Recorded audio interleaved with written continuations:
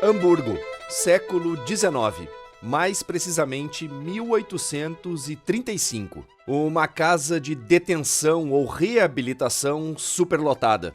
E uma ideia para esvaziá-la. Mandar os presos para colônias europeias no exterior. O problema é que, ao contrário da Inglaterra ou da França, naquela época a Alemanha não possuía colônias. Na verdade, a Alemanha nem existia ainda, o que só foi acontecer a partir de 1871, com a fundação do então Império Alemão, que unificou aquela verdadeira colcha de retalhos de reinos e ducados que ocupavam o território onde hoje fica o país. A ideia inicial era enviar os presos para a Austrália, mas isso foi rechaçado pelo Reino Unido, que só aceitava britânicos na então colônia. Do outro lado do Atlântico, o Império do Brasil vivia um período conturbado, com diversas revoltas surgindo de norte a sul. E foi para o Brasil que Hamburgo enviou esses diversos presos, destinados a lutar pelo Império Brasileiro em diferentes conflitos. Essa curiosa história é o tema de estudo de um pesquisador brasileiro e uma pesquisadora alemã.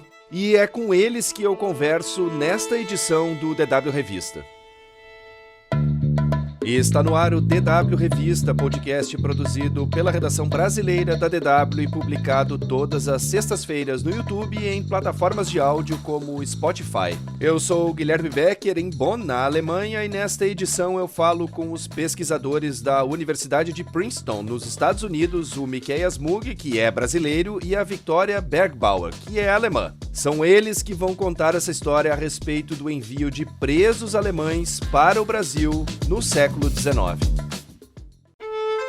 Independente de Portugal desde 1822 e com colônias alemãs principalmente no Rio Grande do Sul desde 1824, o Brasil vivia um período complicado em meio a muitas revoltas, fossem populares ou elitistas em diferentes regiões. Duas das maiores revoltas daquele período foram a Cabanagem, no Pará, e a Revolução Farroupilha, no Rio Grande do Sul. E só aí já dá para ter uma ideia da complicação que isso era para o Império, já que Porto Alegre e Belém ficam a cerca de 4.000 quilômetros de distância. Imagine então a dificuldade para deslocar soldados para combater essas revoltas. E por isso, no meio disso tudo, o Brasil começou a recrutar, por exemplo, marinheiros europeus. E alguns desses marinheiros vieram da Spinhaus, uma casa de detenção onde pessoas condenadas pela justiça de Hamburgo, tanto homens quanto mulheres, trabalhavam de maneira forçada. Vale relembrar, como eu já disse na introdução desse episódio, que na época a Alemanha era um punhado de reinos e ducados que só viriam a se unificar e formar de fato o país anos mais tarde, em 1871. O fato é que, depois de um tempo, a Spinhaus virou um verdadeiro depósito humano superlotado. Miqueias Mug, obrigado por participar do DW Revista. E a primeira pergunta que eu queria te fazer é como se deu esse processo? Como funcionava esse esquema de despachar, entre aspas, presos de Hamburgo e mandá-los para o exterior, no caso, para o Brasil? Essa é uma excelente pergunta e eu acho que a resposta tem diferentes escalas. A primeira é que os alemães, como a Vitória vai falar um pouco mais tarde, eles buscavam se livrar dos seus encarcerados e esse é um dos primeiros pontos, né? O segundo ponto é que do lado do Brasil, o Brasil estava passando por dificuldades diante de guerras civis, né? Havia a guerra civil da Cabanagem no Pará e a guerra Farroupilha no Rio Grande do Sul durante esse período, em 1835, e o Brasil estava precisando de forças armadas, de homens para suas forças armadas. Então, havia uma busca incessante por marinheiros, o Brasil precisava aumentar a sua armada, né? a sua marinha, e para isso enviou diplomatas para a Inglaterra, para tentar fazer com que esses marinheiros fossem contratados lá. O projeto, no entanto, foi desautorizado pela Inglaterra, e aí se mirou Hamburgo. E se mirou Hamburgo porque o Brasil tinha uma rede diplomática relativamente forte em Hamburgo já. Hamburgo foi uma das primeiras cidades, depois da independência brasileira, a receber um enviado brasileiro. Já em 1824 havia um enviado brasileiro residente em Hamburgo, e também Hamburgo era uma cidade que tinha um importante comércio com o Brasil, tanto comprava quanto vendia produtos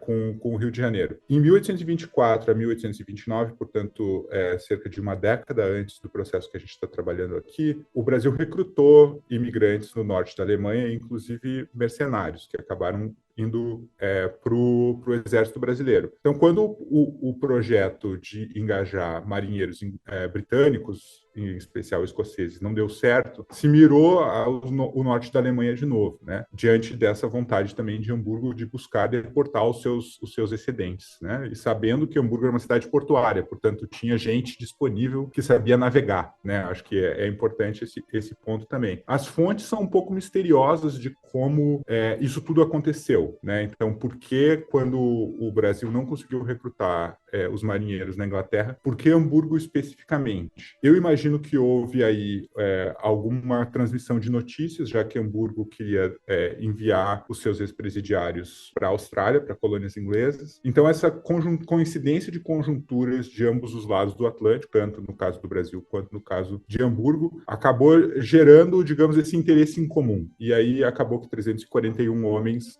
saíram do porto de Hamburgo em direção ao Pará em 1835.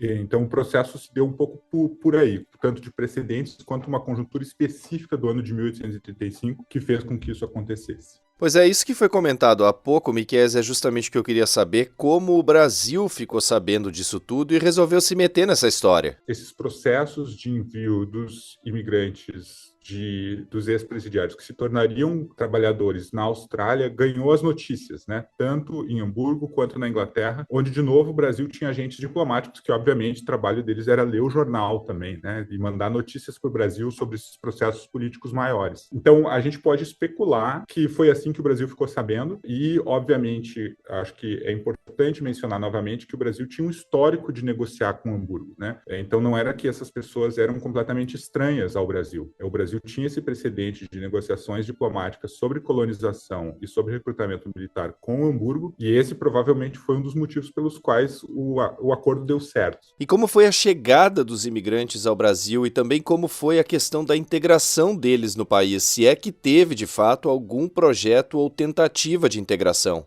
Então, eu acho que essa pergunta é fundamental e, de novo, tem uma certa aura de mistério, mas algumas fontes acabam revelando certa dificuldade. O primeiro passo é que houve uma grande dificuldade na saída deles de Hamburgo. O Brasil contratou um navio e o navio estava completamente lotado. Alguns marinheiros disseram que o navio possivelmente não conseguiria completar a viagem de tão lotado que estava. Então, o Brasil teve que contratar um segundo navio. Foram 2 navios que saíram de Hamburgo em 1835 com destino ao Pará. É muito interessante porque a ideia não foi enviar eles para o Rio de Janeiro, como acontecia normalmente, especialmente entre 1824 e 1829. Esses marinheiros foram diretamente ao Pará. Então é interessante que a abertura aqui de uma outra rota, basicamente, para essas pessoas viajarem. Depois que esses 2 navios saíram de Hamburgo com 341 homens, eles deveriam ser... a ida direta ao Pará aconteceu porque eles precisavam lutar numa guerra, né? Numa guerra civil, que o Império do Brasil estava lutando contra um grupo de rebeldes, que é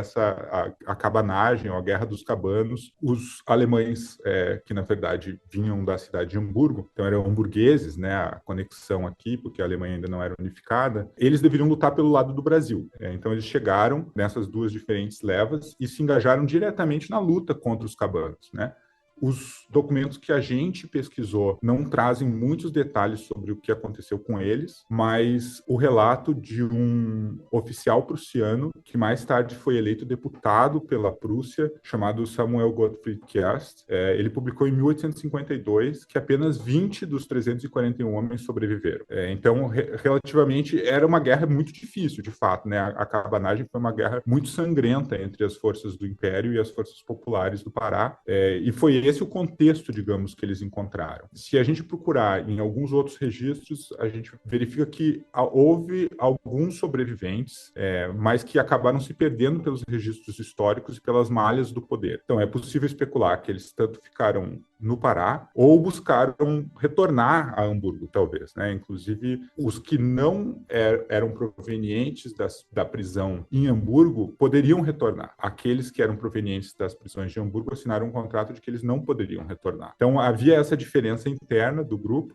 mas é possível imaginar que, obviamente, houve uma grande mortandade e, por outro lado, alguns podem ter, inclusive, decidido ir para o Rio de Janeiro ou para o Rio Grande do Sul. Mas agora a gente está um pouco no campo da especulação, né? Dada que a viagem do Pará para o Rio Grande do Sul possivelmente levava mais tempo do que do Pará para a Europa, né? Dada a dificuldade da navegação pela costa brasileira na época. Aqui se concentra exatamente o ponto em que a pesquisa minha da Vitória está tentando entender um pouco melhor como essas pessoas concebiam a liberdade. Algumas pessoas que foram convidadas a migrar para o Brasil e que deveriam se dizer voluntários para migrar e sair da cadeia em Hamburgo disseram que não, né? Que eles preferiram não ir. Então, acho que é interessante, a partir desse momento, desse caso um pouco estranho e curioso, ele abre essa janela para a gente pensar como aquelas pessoas de Hamburgo do início do século XIX concebiam o que é ser livre, né? O que é a liberdade, tanto em termos de movimento quanto em termos de migração. Migrar é ser livre ou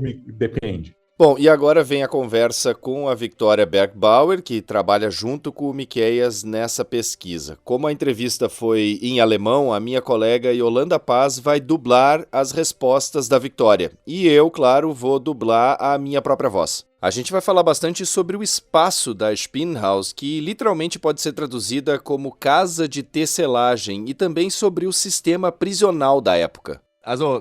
Victoria, o que era a Spinnhaus? Como era a prisão? Num primeiro momento, a Spinnhaus não é vista como uma prisão em termos literais. Na época, era bastante comum ter instituições destinadas ao trabalho. Eram instituições completas, no sentido de que tinha, digamos, correção de comportamento, alimentação, trabalho, acomodação. Eram casas de correção ou de trabalho forçado. Olhando para o interior do prédio, não era necessariamente como uma prisão. Havia algumas celas para disciplinar as pessoas, mas estamos falando no início do século XIX. Naquela época não tínhamos prisões como temos hoje, mas sim locais que foram adaptados, que poderiam ser um antigo convento ou mosteiro, mas também, como no caso de Hamburgo, uma casa de tecelagem, onde as pessoas trabalhavam, onde as mulheres eram obrigadas a tecer e assim cumpriam sua pena no sentido mais literal da palavra. Em partes adaptadas do espaço, havia um local de religiosidade. Havia muitos espaços de trabalho, e isso era bom, digamos, para industrializar o processo. Você tem uma casa onde as pessoas trabalham, mas ao mesmo tempo também tem o dormitório lá dentro. Uma coisa do lado da outra. Então, o lugar era convertido para dar às pessoas um local para pagarem seus castigos, mas também para punir o maior número possível de pessoas. E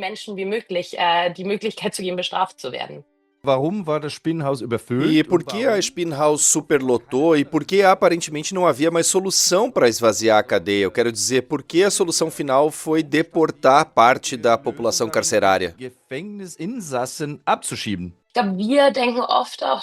Costumamos refletir muito sobre isso também. Não se tratava necessariamente do que uma pessoa tinha feito para ser presa ou punida, mas sim quem era essa pessoa. E um ponto importante nesse sentido era que muitas pessoas não eram presas ou encarceradas por um assassinato, como acontece hoje, mas sim por delitos como vagabundagem ou roubo. Devido a isso, havia muitas pessoas que se encontravam literalmente em cativeiro, se considerarmos a questão da vagabundagem, que significa não ter residência fixa. E isso nos leva à pergunta, por que não havia outra solução? Para a instituição ou para os responsáveis por ela, isso significava também dizer, não quero libertar esses presos porque sei que, assim que saírem daqui, voltarão a ser vagabundos ou ladrões. E então surgiu a possibilidade de mandá-los para bem longe e assim resolver o problema da falta de espaço ou mesmo de moradia na cidade, que era naturalmente estrutural, afinal, por que as pessoas roubavam? Era uma região muito pobre e, claro, isso aconteceu diversas vezes, mas enviando alguns indivíduos para longe, para fora de Hamburgo, foi possível banir, por assim dizer, potenciais elementos de risco para o público. Mas isso não foi um caso isolado de Hamburgo. Aconteceu também em Mecklemburgo e na Prússia, no início do século XIX, quando tentaram enviar aqueles que eles consideravam criminosos incorrigíveis para as minas da Sibéria. Então, ao mesmo tempo, os responsáveis pelas casas de correção e os governantes podiam se libertar de elementos de risco e se estabelecerem em uma rede global de poder. O território alemão da época não tinha colônias próprias, como o Império Britânico. Por isso, olhava-se para países como o Brasil para depois dizer, ok, assim posso me estabelecer globalmente e resolver meu problema social interno. E já havia diferença em relação a outros sistemas prisionais da Europa?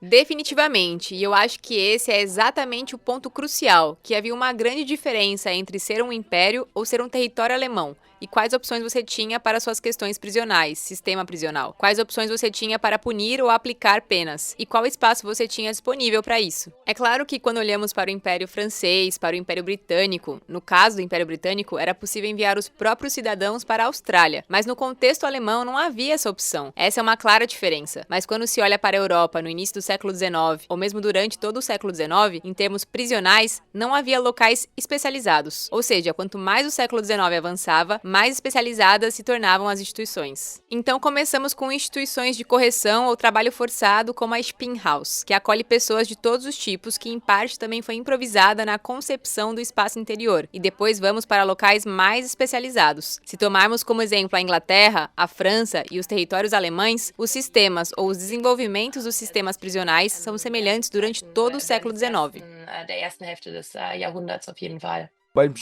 No caso da Spinhaus, havia trabalho forçado. Como funcionava isso? Como era o dia a dia na cadeia? O cotidiano, como o próprio nome da instituição sugere, era marcado pela tecelagem, ou seja, pelo trabalho. As instituições conseguiam sobreviver graças ao trabalho dos internos. Era quase uma regra. Dormia-se, levantava-se, trabalhava-se. Em parte havia trabalho coletivo, em parte havia trabalhos individuais. E por que o trabalho é um componente tão central em uma prisão como a Spinhaus? Porque remete naturalmente ao fato de que ela foi concebida de forma extremamente religiosa. Portanto, não é surpreendente encontrar um local de religiosidade na prisão. Soa como uma reflexão. Como posso, como indivíduo, me reabilitar e voltar ao convívio em sociedade? Isso não é uma ideia apenas do Estado. Há forte influência religiosa nisso. Uma ideia de que eu trabalho silenciosamente dentro de mim para enfrentar o meu pecado, para depois sair novamente como uma pessoa boa, recuperada. E quem eram os presos da Spinhaus? E como era ser prisioneiro na Europa no século XIX? Essa é uma pergunta muito interessante, que remete à questão sobre quais espaços foram construídos para a prisão. Na Spinhaus havia homens, mulheres, crianças que nasceram dentro da cadeia. E por que isso? Porque isso sempre remete ao ponto, principalmente nos anos 1820, 1830, que a perspectiva das pessoas e a maneira de encarar a punição começou a mudar. Ou seja, não podemos mais prender homens junto com mulheres e crianças, porque o homem provavelmente representa um risco maior, provavelmente cometeu um crime mais grave. Por isso, houve essa reviravolta, ainda que lentamente, até o final do século XIX. Porque houve uma mudança de mentalidade de que se deve ver um homem como homem, uma mulher como mulher, a idade dos indivíduos, as punições para os determinados crimes. Tudo isso mudou e por isso foram criadas instituições especializadas, como prisões juvenis, que no início do século XIX ainda não existiam, principalmente nos territórios alemães. Então, se tomarmos o exemplo das crianças para responder à pergunta sobre como era ser prisioneiro no século XIX, uma criança presa em 1820 teria uma experiência muito diferente da prisão do que uma criança presa em 1870, porque a tendência era evoluir para instituições cada vez mais especializadas, cujo trabalho era sempre uma força redentora e reabilitadora, mas porque, por exemplo, levava em conta a idade. Isso ainda não existia na Spinhaus, só surgiu mais tarde, ao longo do século XIX, com o conceito de que não podemos manter homens, mulheres e crianças de diferentes contextos, com diferentes graus de crimes cometidos, presos na mesma sala, porque os piores vão influenciar negativamente os melhores e corrompê-los, por assim dizer.